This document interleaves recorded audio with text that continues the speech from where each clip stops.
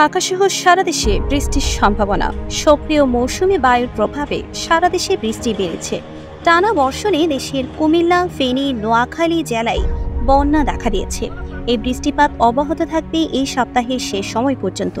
বুধবার আবহাওয়া অফিস এক বিজ্ঞপ্তিতে জানিয়েছে, আজ ঢাকা, রাজশাহী, খুলনা, বরিশাল, চট্টগ্রাম, ময়মনসিংহ ও সিলেট বিভাগের অধিকাংশ জায়গায় এবং রংপুর বিভাগের অনেক জায়গায় অস্থায়ীভাবে দমকা হাওয়াসহ হালকা থেকে মাঝারি ধরনের বৃষ্টি বা বজ্রসহ বৃষ্টি হতে পারে। সেই সঙ্গে দেশের কোথাও কোথাও মাঝারি ধরনের ভারী থেকে অতি ভারী বর্ষণ হতে পারে। এই সময়ে সারা দেশে দিন এবং রাতের তাপমাত্রা প্রায় অপরিবর্তিত থাকতে পারে। আবহাওয়াবিদ হাফিজুর রহমান জানিয়েছেন, ঢাকাসহ দক্ষিণাঞ্চলে বৃষ্টি অব্যাহত থাকবে।